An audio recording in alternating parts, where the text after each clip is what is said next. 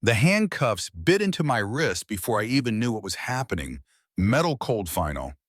1 second, I was adjusting my tie heading out of the terminal. After a long flight the next, I was shoved against a wall by two men in uniform who thought they owned the place.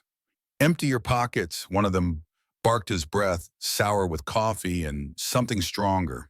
The other just smirked like this was his favorite part of the job. My name is Anthony Miles. For 30 years, I've carried a badge served this country in ways these two officers couldn't begin to imagine. But that night, none of it mattered. To them, I was just another black man in a good suit, suspicious by default. I stayed quiet at first, the way you do when you've had enough experience to know silence buys you time.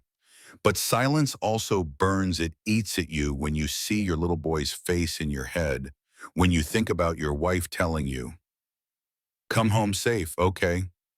"Got ID," the tall one snapped. He yanked my wallet before I could answer.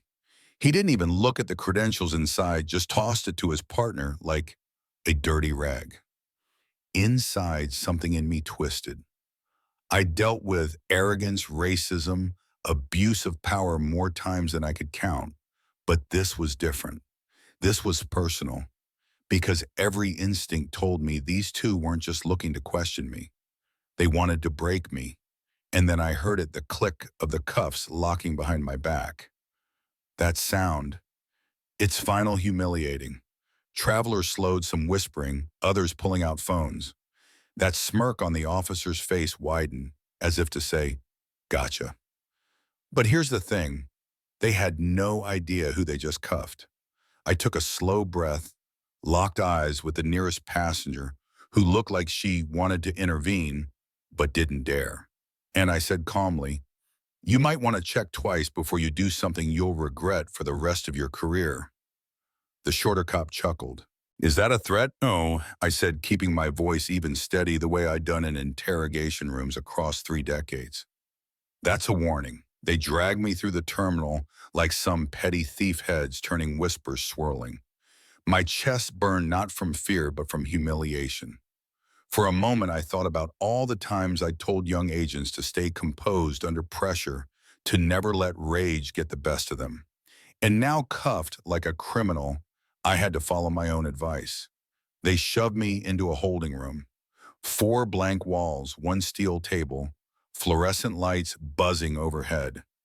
My wrists ached, but my patience ached more. "Sit down," the tall one ordered, as if I had a choice. Finally, I looked him dead in the eye. "Do you know who I am?" He scoffed. "Some guy in a fancy suit with a chip on his shoulder?" "No," I said, leaning forward, voice low, sharp enough to cut through the stale air. "I am the director of the Federal Bureau of Investigation. And you two just made the biggest mistake of your lives." For a second, silence. Then they laughed. Honest to God, they laughed. But 6 minutes later, the door slammed open and the sound of boots on tile filled the room. My agents, men and women I'd trained, trusted, bled alongside, stormed in like a tidal wave. The smug look on those officers' faces drained as badges flashed, weapons gleamed, and the reality of their mistake hit them square in the chest.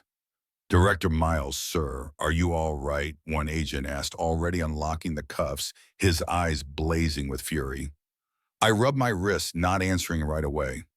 I wanted those two to feel the weight of the silence pressing down on them, to feel the power shift like gravity flipping upside down.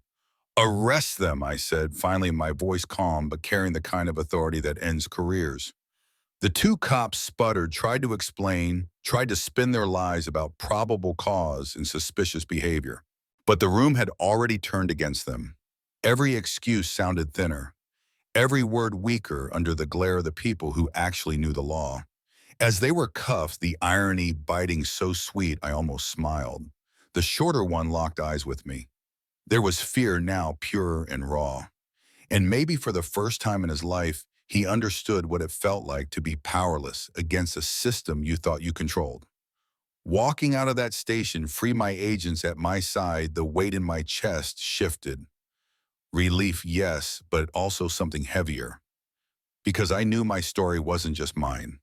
Everyday men and women who didn't have my title, my shield, my power, they lived this nightmare without the cavalry charging in to save them. That night I couldn't sleep.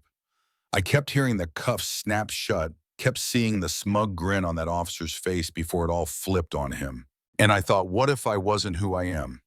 What if I'd just been another man, another father, another son, without the clout to fight back? Would anyone have cared? That question has no easy answer. And maybe that's why I'm telling this story, not because I need sympathy, but because I need you to think, to ask yourself what justice really looks like and who it's designed to protect. So I'll leave you with this. Do you believe those officers got what they deserved? Or do you think the system only worked because I had power on my side? Drop your thoughts in the comments because this isn't just about me. It's about all of us. And maybe, just maybe, it's time we stop pretending. Justice is blind when too often it sees exactly what it wants. Now tell me, what would you have done if you were in my place?